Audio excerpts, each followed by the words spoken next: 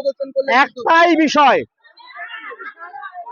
Smart meter খোলো, পুরনো digital meter ফিরিয়ে দাও।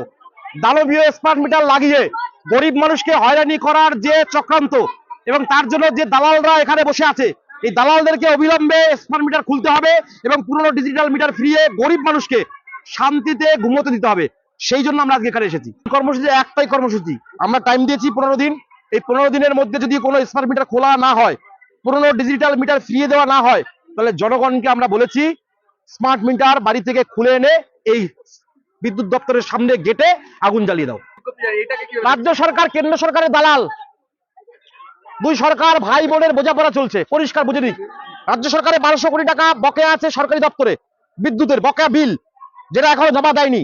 2 নম্বর হচ্ছে এই ইলেকট্রাল বন্ডের নামে এরা আদানি স্মার্ট মিটার, তার কাছ থেকে 700 কোটি টাকার উপরে তারা হচ্ছে অনুদান নিয়েছিল, সেটা মেটানোর জন্য জনগণের বাড়িতে আজকে স্মার্ট মিটার লাগানো হয়েছে।